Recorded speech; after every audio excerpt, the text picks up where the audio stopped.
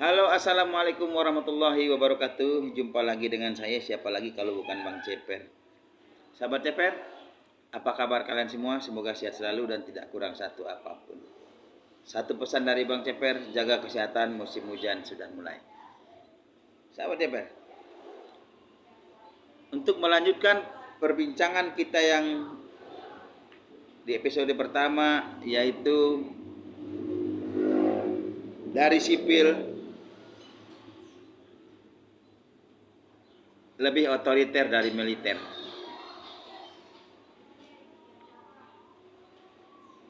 Pemimpin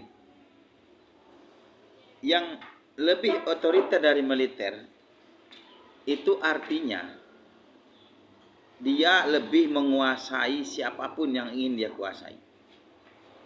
Seperti contoh, ketika menjelang pemilu 2024 kemarin, sebenarnya anaknya umurnya tidak masuk. Tapi entah ke apa yang terjadi, seorang pemimpin yang otoriter, dia menekan terhadap MK. Akhirnya sang anak, sang privilege ini dijebloskan juga menjadi cawapres ketika itu. Jadi sahabat Ceper,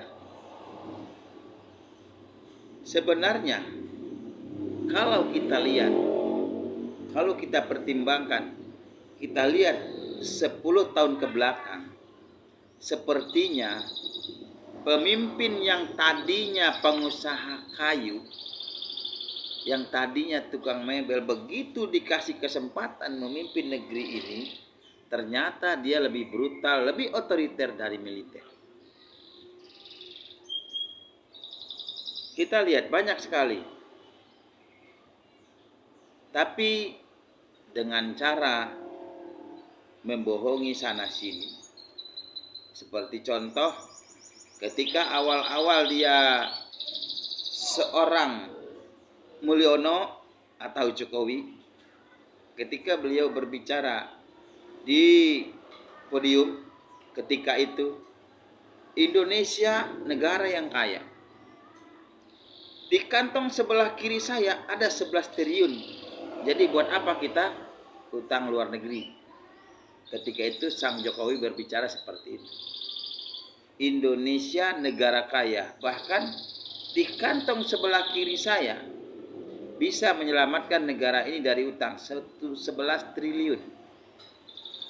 Itu tidak sedikit. Kenyataannya yang terjadi,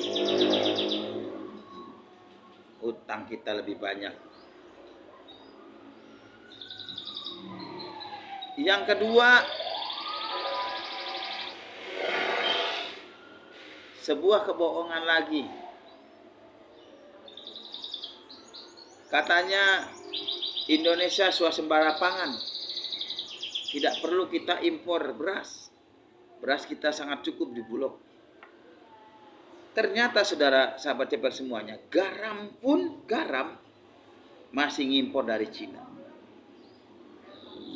Itu bohong yang kedua.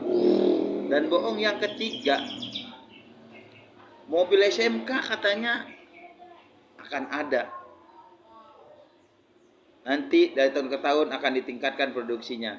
Alhamdulillah sampai saat ini belum satu pun mobil SMK yang. Masih banyak lagi kebohongan yang dilakukan oleh seorang pemimpin, bukan dari militer tapi lebih otoriter. Bahkan bualan demi bualan membuat rakyat yang terbuai akhirnya memilih beliau kembali untuk kedua periodenya. Namun apa yang terjadi ketika beliau mengumpulkan kepala desa seluruh Indonesia dalam rangka ingin 3 periode, ternyata tidak terungkap. Dan yang lebih mencengangkan kita lagi, ketika rakyat Indonesia, masyarakat Indonesia di lockdown ketika Covid 2020. Kita tidak boleh keluar rumah, karyawan tidak boleh berangkat kerja. Orang-orang pada di lockdown. Apa yang mereka lakukan?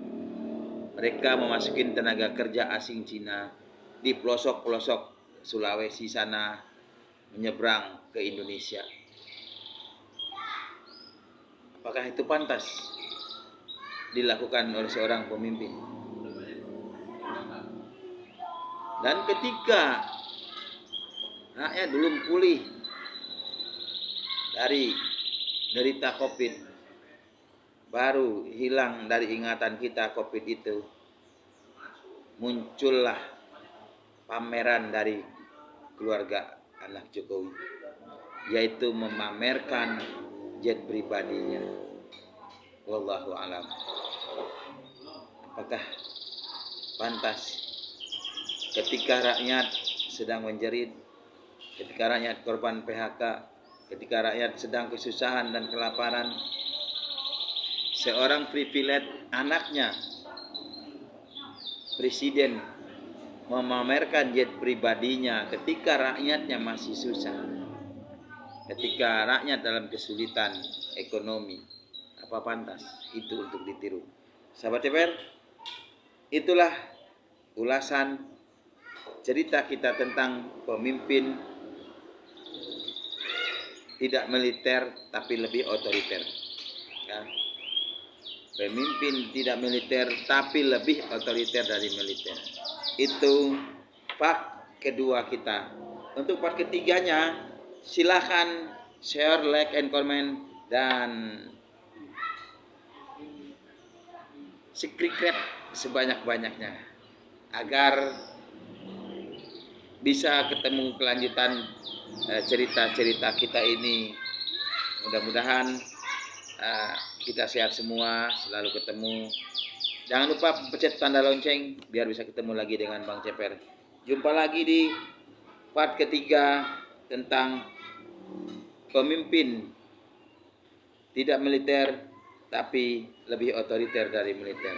Sampai jumpa di lain waktu di channel yang sama, di sini di Ceper Channel. Assalamualaikum warahmatullahi wabarakatuh.